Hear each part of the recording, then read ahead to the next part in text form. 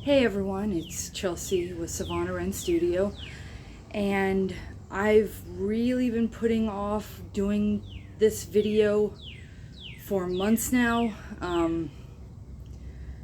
Honestly, I've been putting off a lot of things for months now. You know, was having a really hard time with depression and anxiety in February. I was getting ready to work on restructuring my workflow and coming up with new content and really trying to get back into the swing of creation and manifesting all the things that I'd been wanting to do and that felt right in the moment. And then losing basically everything with my parents' house, all my childhood things,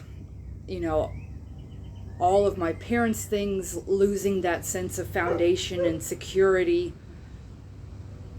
and just feeling like I lost the one place in the entire world that I felt safe and secure and truly loved and appreciated, was just an absolutely horrific blow for my mental health. And these past few months, it's almost 3 months now, it's just been, first it was waves of grief, lots and lots of crying and anger and feeling abandoned by the universe or being punished in some way, which, logically I know that that isn't the case, but it still felt that way deep inside, in my heart and in my gut, that sacral chakra.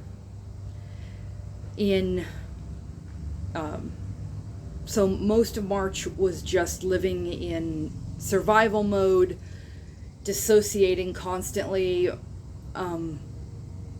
as if it didn't happen, until there would be breakthrough events where I'd be like, oh yeah, nope, I don't have one of those anymore. I lost it in the fire. Or, oh yeah, my parents have those. I can always borrow. Nope, that's all gone.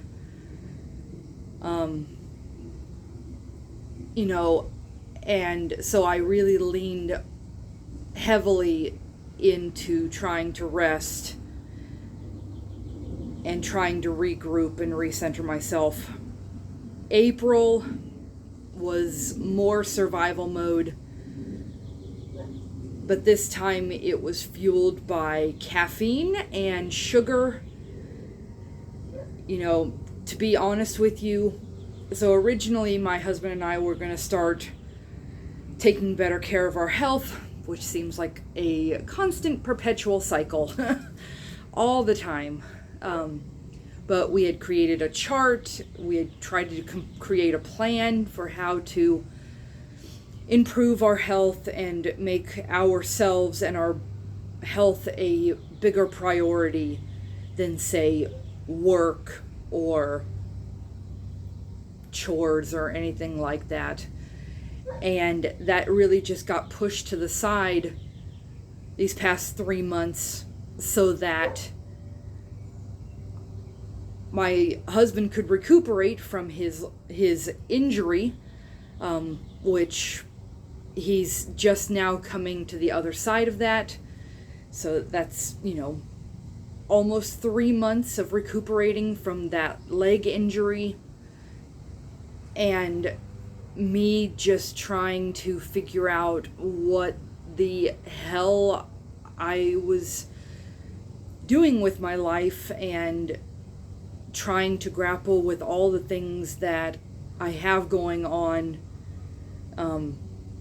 and what I could set aside until I could return to my projects and my work with a little bit more awareness and mindfulness about what my needs were and what I had to give. And unfortunately, the last 3 months, I really just haven't had much energy to spare, to give around.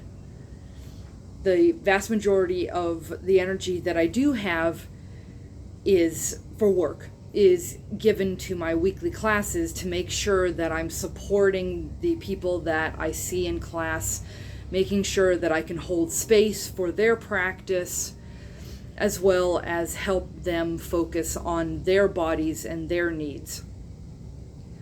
And everything else has really kind of fallen to the wayside, waiting for me to pick back up. And unfortunately, just trying to get something to happen has been a real struggle, because I'm just absolutely exhausted all the time. My diet consists almost entirely helicopter.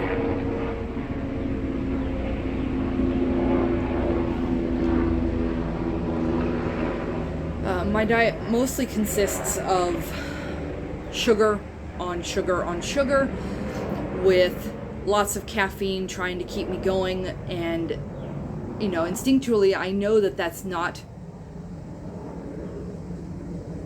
good fuel for what I'm needing, but I feel like I've got myself wrapped up in that survival struggle so much that it's really difficult to exit it.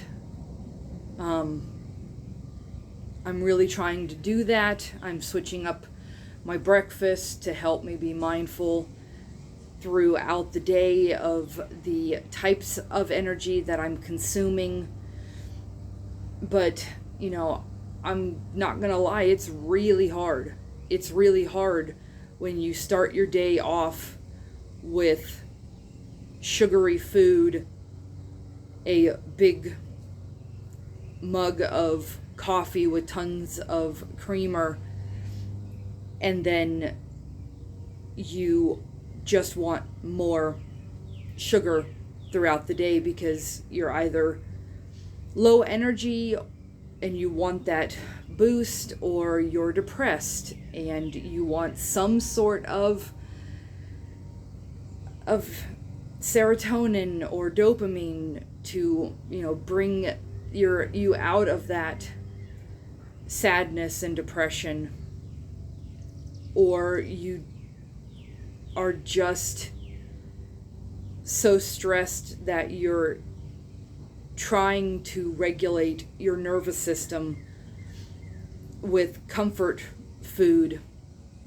And, honestly, I'm currently and have been living in all three of those the last 3 months.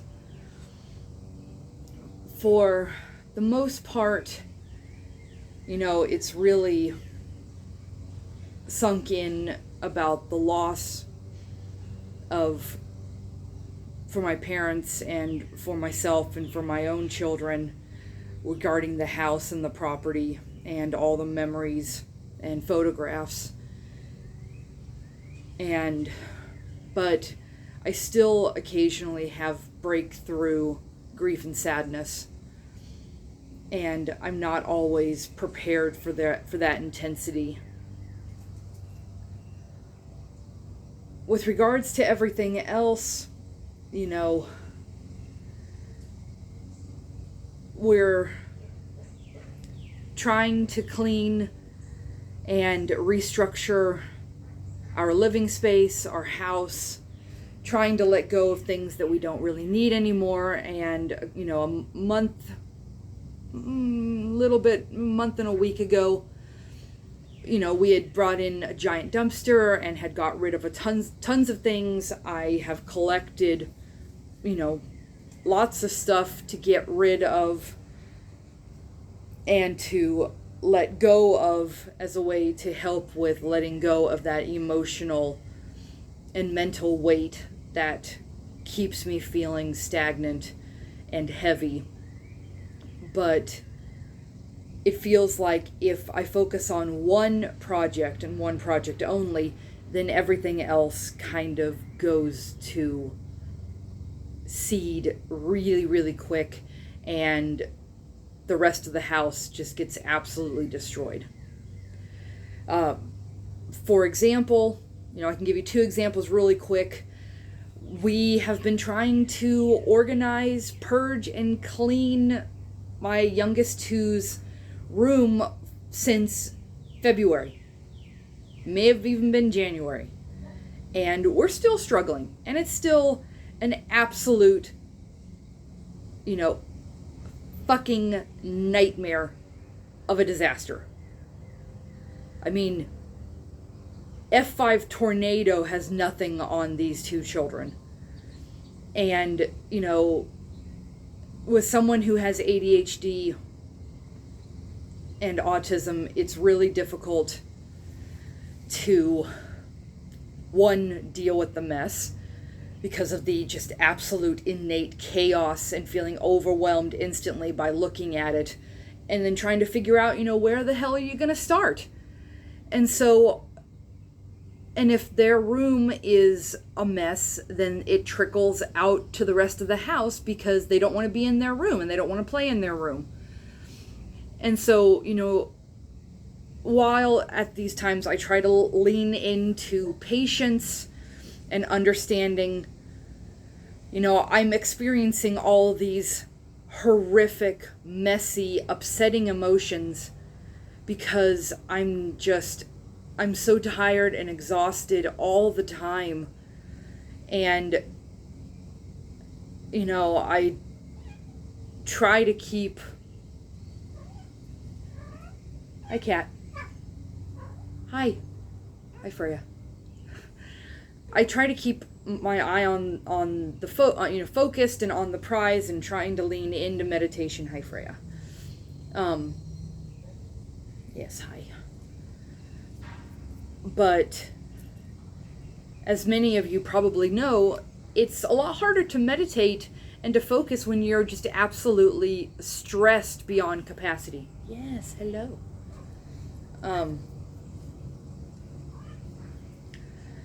And so, that's why I say that I'm a messy yoga mom, because I really am a messy person, a messy mom, and I'm definitely a messy yoga instructor, yogi, whatever, term you want to use, because I understand that I am flawed and that I struggle and that I don't have all of my shit together. I'm turning 40 in a few months, and I look back over my life, and yeah, I've accomplished some pretty, freaking amazing things, but it also feels like those amazing things are surrounded by layers of mess and struggle. So, with the last couple of weeks of May happening, getting ready to go into June and summer, my ultimate goal is to try to bring myself, pardon me, bring myself back to my physical being, trying to really focus on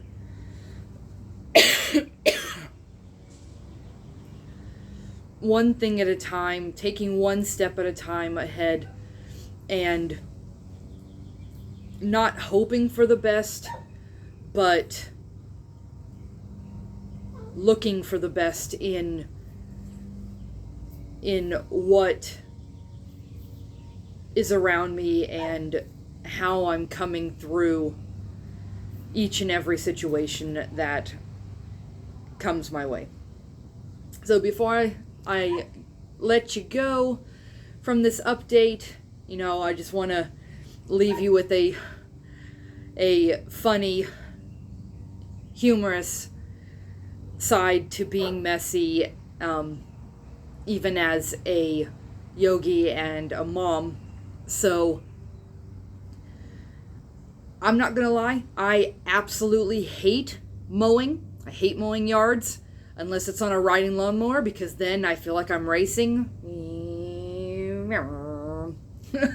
Which that's a really fun, but I really hate doing push mowers because they're awkward, and I hate the vibrations with my hands and the throttle. It can make my hands feel numb after a while. And so I don't do the mowing very often, but I'm trying to help my husband out a little bit because he works so hard and he works really long hours.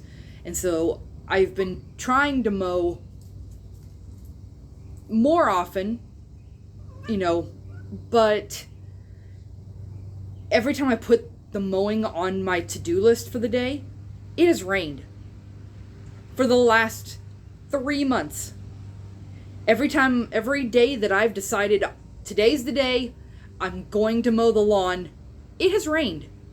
And because we're in Missouri, the ground stays pretty moist. And so it's really difficult to mow your yard if you're doing a push mower. Or not push mower, but a regular lawn mower. And so last week, I started mowing the lawn. And I ran out of lawn bags. But by the time I got done, and with, you know, the other things that we had planned that night, I couldn't make it in to get the lawn bags to put the clippings away. So I got the backyard, so I got the front yard mowed, but I got the backyard only partially mowed.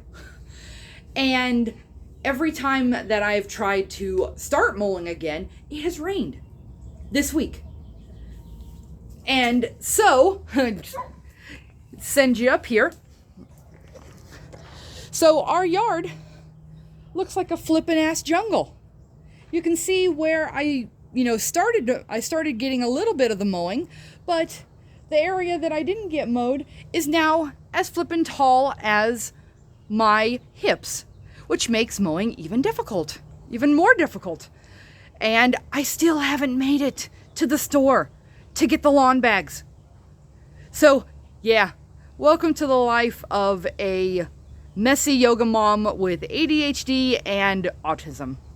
I hope you have a great rest of your day, and if you didn't find anything informational about this post, hopefully you found it funny. Stay messy, guys.